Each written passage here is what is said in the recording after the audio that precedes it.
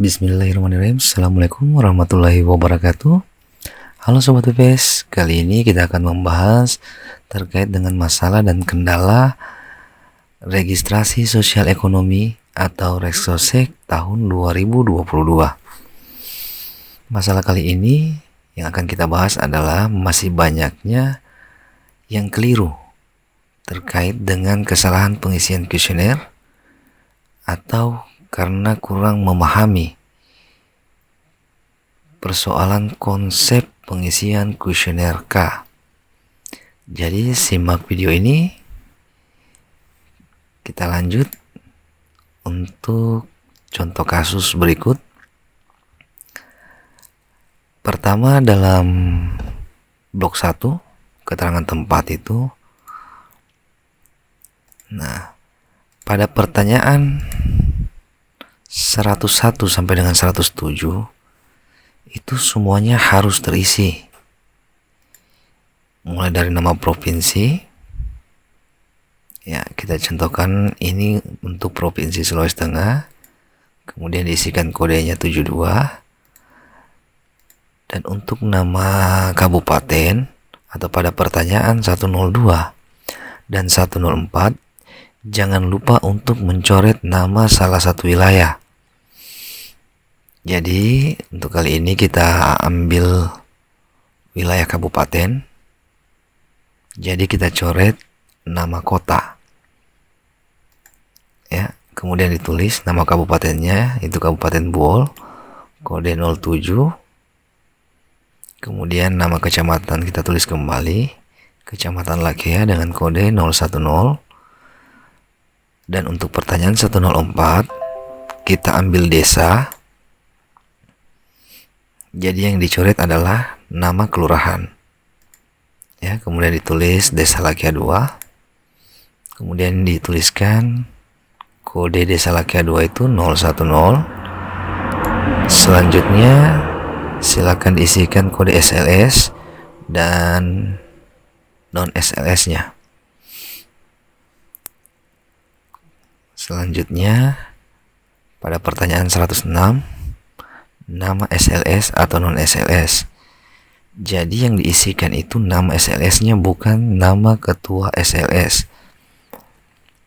Selanjutnya pada pertanyaan nomor 107 ya, alamat kita masukkan di sini, alamat Jalan Padat Karya.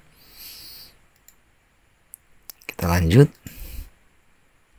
Nah, di pertanyaan 109 sampai dengan 111 isian harus sesuai dengan kuesioner VK1 atau prelis VK1.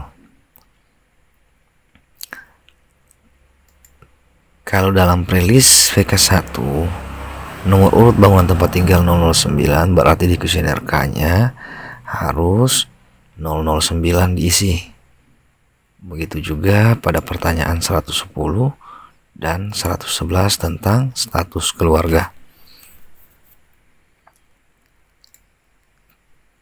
Kemudian untuk pertanyaan 112 jumlah anggota keluarga. Nah, pada pertanyaan 112 PPL harus berhati-hati karena yang diisi pada pertanyaan 112 adalah jumlah anggota keluarga yang berkode 1 dan 5 pada pertanyaan 404. Ya, ini pertanyaan 404. Ya, kita simulasikan.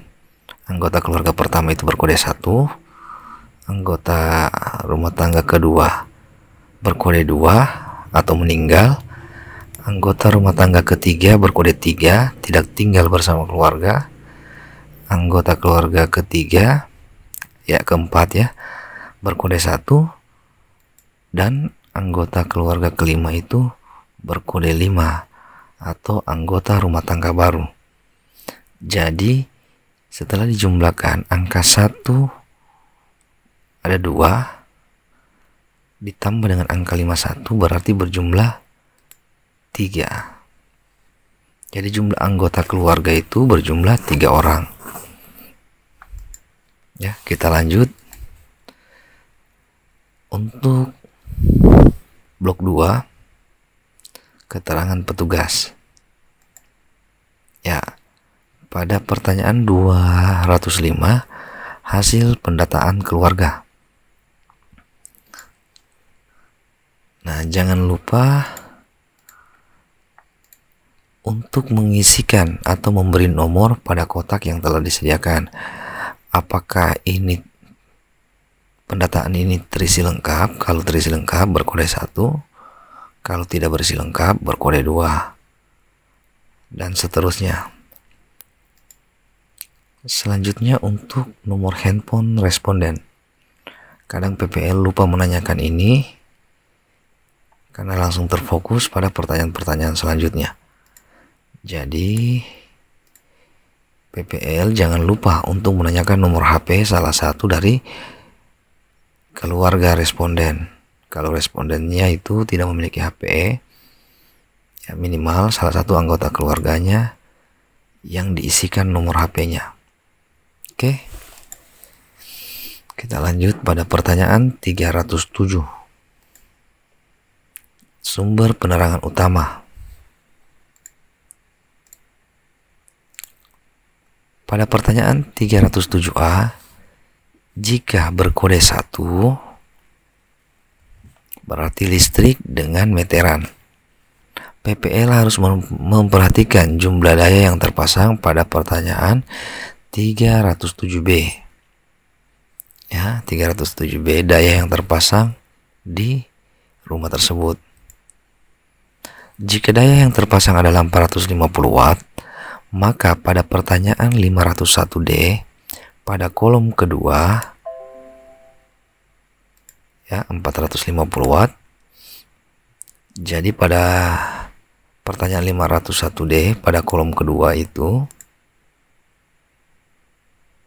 ya berkode 1 atau ya, berarti keluarga tersebut menerima program subsidi listrik karena daya 450 watt diberikan subsidi listrik. Dan untuk periode terakhir mendapatkan program, kita isikan bulannya, bulan kapan terakhir keluarga tersebut membeli pulsa atau melakukan pembayaran rekening listrik. Katakan dalam hal ini bulan 10 tahun 2022.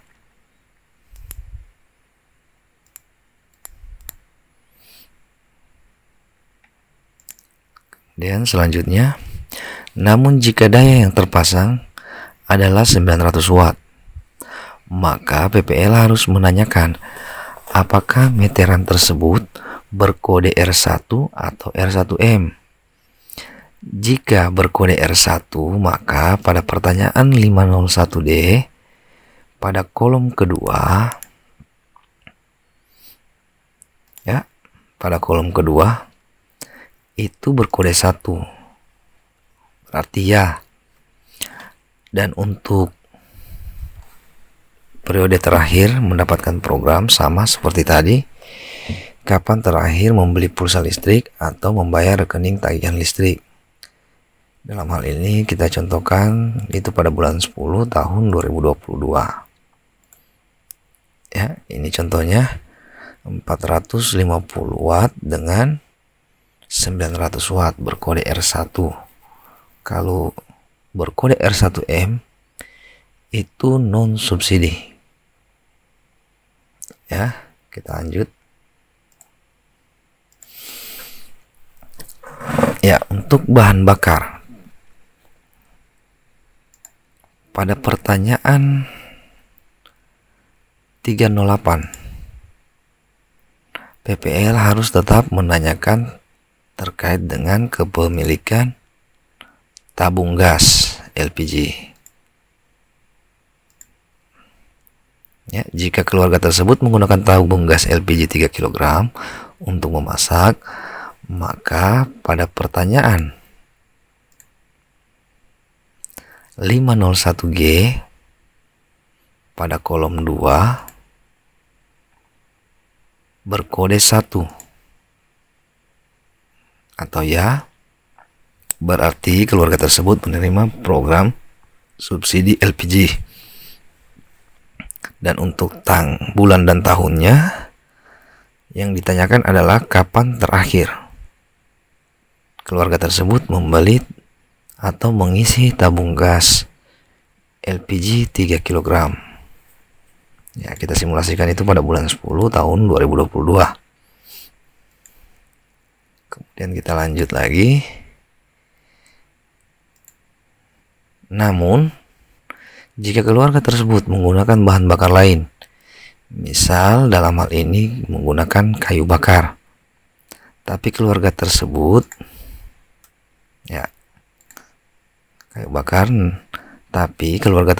juga memiliki tabung gas LPG 3 kg. Ya, jadi penggunanya misal diseling, kadang kayu bakar, kadang LPG, tapi lebih sering menggunakan kayu bakar. Namun keluarga tersebut memiliki tabung gas LPG 3 kg. Maka pada pertanyaan 501G pada kolom kedua harus berkode 1, berarti ya. Berarti keluarga tersebut menerima program subsidi LPG. Dan untuk bulan dan tahunnya sama.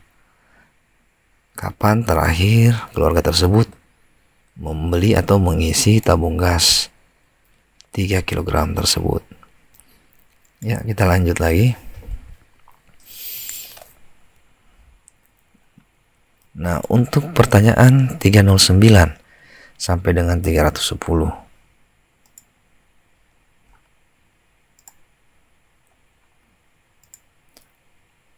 Pada pertanyaan 309A, memiliki fasilitas tidak harus yang mempunyai WC. Jika dia ada fasilitas tapi bukan WC, maka tetap diisi memiliki. Ya, tetap diisi memiliki. Kemudian diisi sesuai dengan kondisi yang sebenarnya.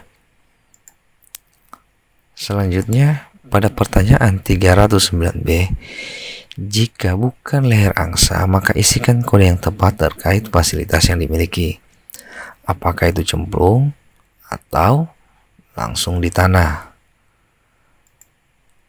Dan pada pertanyaan 310, isian tidak harus septic tank. Tanyakan sesuai dengan keadaan responden. Ya, jangan terpatok pada saat itu sudah WC, menggunakan jenis kloset leher angsa, itu sudah berarti septic tank. Ya, jadi tetap harus ditanyakan dan PPL harus cermat dalam setiap pertanyaan. Kita lanjut. Nah, untuk pertanyaan 402, nama anggota keluarga. Pada pertanyaan 402 harus diisi semua nama-nama yang ada di dalam kartu keluarga, tidak hanya yang tinggal bersama keluarga saja. Sebelumnya, di video-video sebelumnya saya sudah jelaskan ada beberapa contoh kasus, baik dari mertua yang tergabung dalam kakak anak maupun anak yang tergabung dalam kakak orang tua. Anak yang sudah menikah tergabung dalam kartu keluarga orang tua.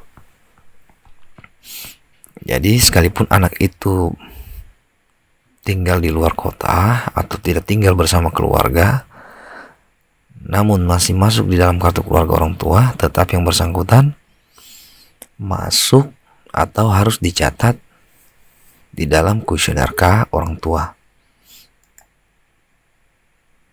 Nah, dan untuk pertanyaan 404, keterangan keberadaan anggota keluarga.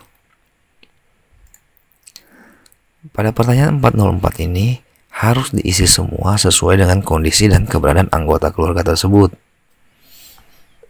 Jika anggota keluarga tersebut tinggal bersama atau tinggal berada di kota lain, sedang bekerja atau sudah menikah, dia harus berkode 3. Dan jika ada anggota keluarga yang sudah meninggal, tetap namanya dimasukkan Nanti di pertanyaan 404 ini diberikan kode 2.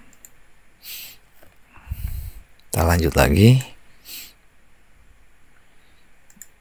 Nah, untuk pertanyaan 404 sampai dengan 407, PPL harus memperhatikan tanggal, bulan, dan tahun kelahiran dari masing-masing anggota keluarga tersebut dengan merujuk pada tanggal pencacahan. Ya, kita ambil contoh. Tanggal pencacahan itu dimulai tanggal, ya, kita turun menjajah itu tanggal 9 bulan 11 tahun 2022. Nah, untuk anggota keluarga pertama itu tanggal lahirnya tanggal 10 bulan 11 tahun 1987. Nah, secara otomatis pada saat pencacahan yang bersangkutan hari ulang tahunnya besok hari, karena kita mencacahnya di tanggal 9. Sementara yang bersangkutan itu dia ulang tahunnya tanggal 10 November. Jadi yang bersangkutan masih berusia 34 tahun. Satu contoh lagi, anggota rumah tangga kedua itu lahir pada tanggal 9 bulan 12 tahun 1997. Nah, karena yang bersangkutan ulang tahunnya di bulan 12, sementara kita mencacah di tanggal 9 November, maka yang bersangkutan belum genap 25 tahun. Berarti masih berusia 24 tahun. Ya, jika belum berulang tahun, maka umur dibulatkan ke bawah dengan mengurangi 1. Ya, sampai sini paham? Kita lanjut ke contoh kasus berikut. Ya, pada pertanyaan 410.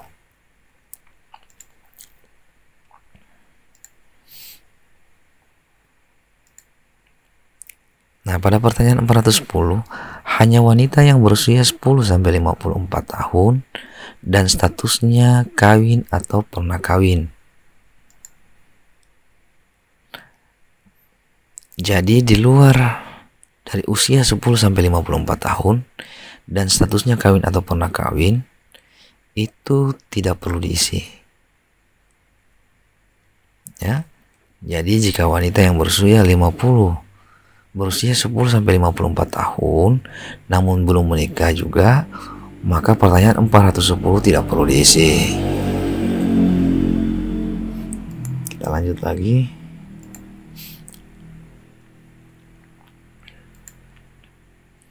Ya, pada pertanyaan 416 sampai dengan 416A, pendekatannya bukan langsung bekerja. Ya, untuk anak-anak yang membantu di kebun juga termasuk bekerja minimal 1 jam dalam seminggu ikut membantu. Jadi tidak mutlak harus bekerja atau memiliki pekerjaan. Jadi anak-anak atau anggota keluarga lain yang tergabung dalam KK, jika ikut membantu di kebun atau pekerjaan orang tua, itu termasuk bekerja minimal 1 jam dalam seminggu.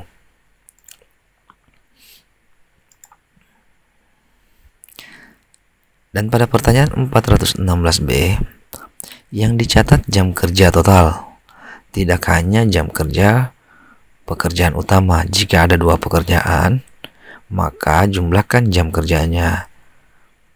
Misal yang bersangkutan itu adalah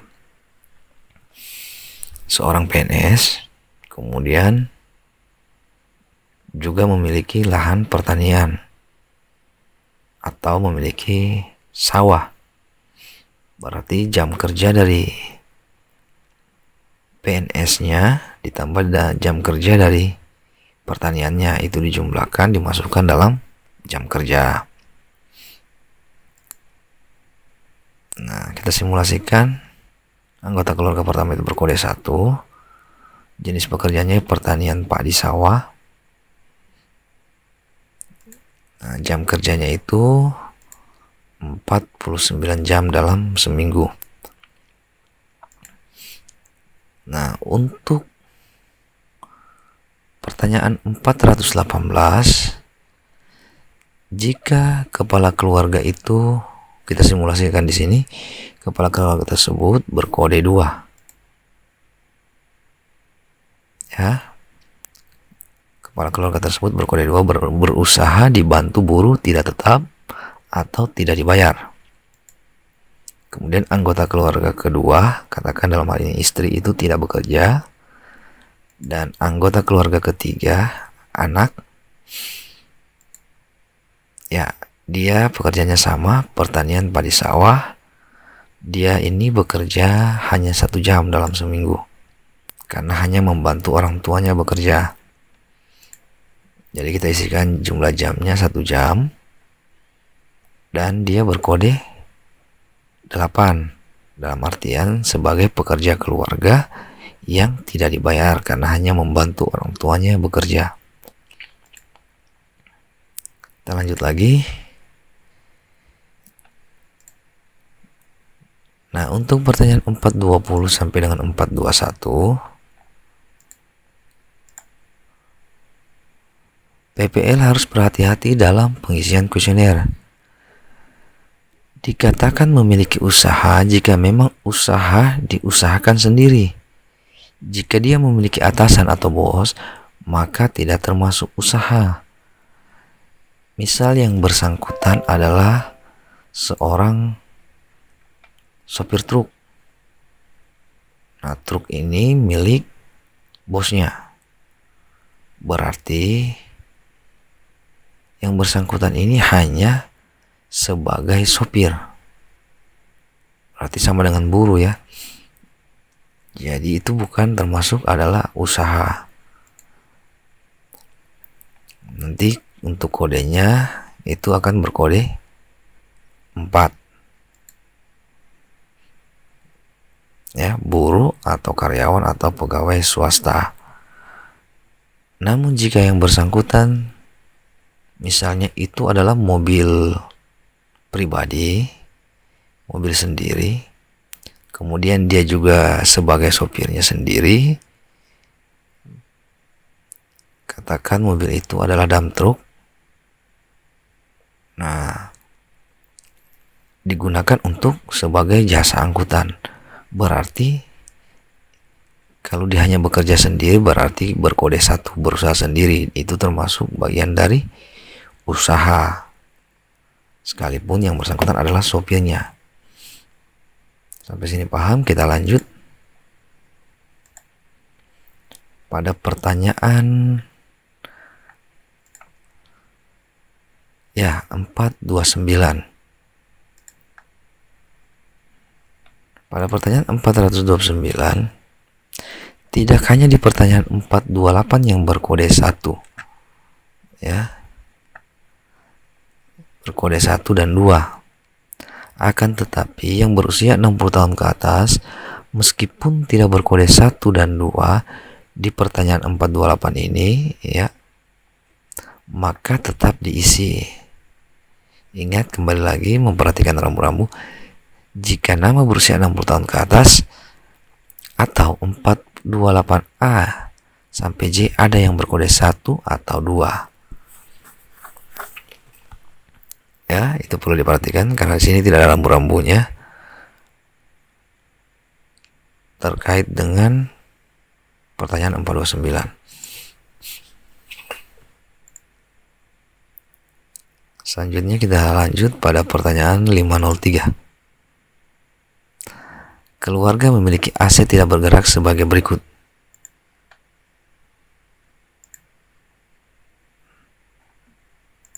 Nah, pada pertanyaan 503 ini, PPL tolong dicek lagi apabila keluarga tersebut adalah keluarga petani yang pekerjaannya sebagai petani, sebagian besar itu akan memiliki lahan. Ya, lahan selain yang ditempati. Berarti lahan pertanian atau lahan perkebunan. Ya, kita lanjut lagi. Kemudian untuk pertanyaan 417. Lapangan usaha dari pekerjaan utama. Jadi ini yang diperhatikan. Lapangan usaha dari pekerjaan utama adalah pertanian padi sawah. Ini harus dipertanyakan kembali, apakah pertanian ini adalah lahan milik pribadi atau hanya lahan yang dibebas sewakan atau hanya dipinjam untuk mengolah padi. Kita lanjut lagi. Ya, PPL maupun PML harus memperhatikan SOP, standar operasional prosedur. Tidak hanya PPL yang melapor, tetapi PML juga harus membuat laporan terkait dengan progres dari masing-masing PPL. PPL harus tetap melakukan penelusuran wilayah bersama ketua SLS meskipun petugas sudah mengetahui wilayahnya. Ya, ini dimaksud jika ada orang yang belum tercatat. Ya, ketua SLS itu bisa menyampaikan kepada PPL bahwa masih ada warganya yang belum tercatat. Kemudian PML harus memeriksa dokumen dan mengecek konsistensi isian dari PPL. Jadi PPL itu dokumennya harus benar-benar diperiksa oleh PML agar pada saat dokumen tersebut masuk kepada Koseka atau masuk ke kantor BPS, minimal dokumen tersebut kesalahan-kesalahan itu sudah tidak ada atau sudah mengurang. Jadi PML harus membaca dan cermat dalam melakukan pemeriksaan dari seluruh dokumen baik VK, VK1 maupun kuesioner K. Oke, demikian dulu. Semoga apa yang saya sampaikan ini dapat memberi manfaat. Dan jangan lupa untuk selalu mendukung channel ini dengan cara di like dan subscribe. Dan selebihnya kami ucapkan terima kasih. Wabillahi taufiq wal hidayah. Assalamualaikum warahmatullahi wabarakatuh.